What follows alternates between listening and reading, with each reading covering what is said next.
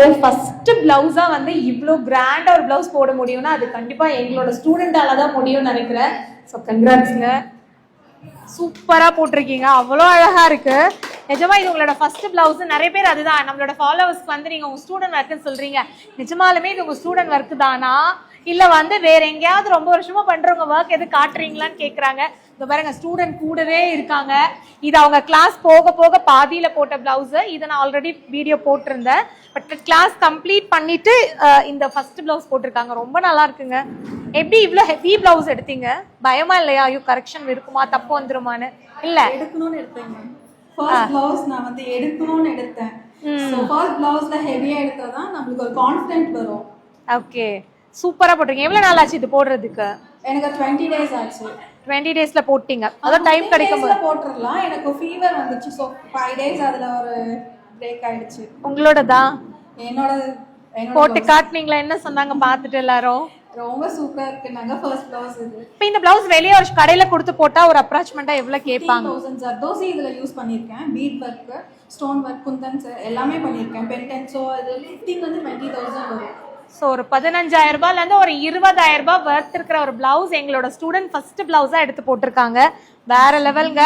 சீக்கிரம் பிசினஸ்லாம் செம்மையா பண்ணணும். கண்டிப்பா இதுதான் என்னோட லட்சியம். ஒரு பிசினஸ் உமன் ஆகணுங்கிறது தான். அதுவும் ஆரி ஒர்க்ல நான் வந்து பெரிய ஆகணும் அப்படிங்கிறது தான். கண்டிப்பா வருவீங்க.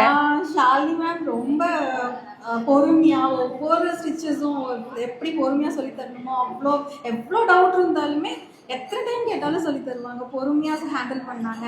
இந்த பிளவுஸ் முடிக்கிற வரையும் லாஸ்டா இந்த பீட் ஒர்க் முடிக்கிற வரையுமே எங்களுக்கு கைட் பண்ணாங்க. எப்படி எந்த அளவுக்கு போடணும், எப்படி சூஸ் பண்ணணும், கலர் எந்த கலருக்கு என்ன மாதிரி பீட் எந்த மாதிரி சீக்வன்ஸ் வைக்கணுன்றது அவங்க நல்லா கைட் பண்ணாங்க. ஸோ கிளாஸஸ் எனக்கு ரொம்ப சாட்டிஸ்ஃபைடாக இருந்தது. இது எனக்கு ஒரு டேர்னிங் பாயிண்டாக இருக்கும்னு நினைக்கிறேன் என்னோட லைஃப்பில். ஆக்சுவலாக என்னோட ஹஸ்பண்ட் வந்து கொரோனா பீரியடில் இறந்துட்டாரு. நான் வேலைக்கு போயிட்டு இருந்தேன். பட் வேலையே நம்மளுக்கு ஒரு லைஃபாக இருக்காது. எத்தனை வருஷம் ஓடிட்டு இருக்க முடியும்? ஸோ அது வந்து ஓட முடியாது. எனக்கு கண்டிப்பாக ஒரு பிஸ்னஸ் வேணும். ஸோ பிஸ்னஸ் வேணுங்கிறப்போ இது எனக்கு இன்ட்ரெஸ்ட் இருக்குது. ஸ்டிச்சிங் எனக்கு பேசிக்காக தெரியும். ஆரி வந்து எனக்கு ஒரு 3 இயர்ஸ் முன்னாடி தெரியும். பேசிக் தெரியும். அட்வான்ஸ் மாடல் 3D 5D போடணுங்கிறது அட்வான்ஸ் மாடல். ஸோ அதை கற்றுக்கிட்டு அதுலேயே நம்ம வந்து அச்சீவ் பண்ணணும்.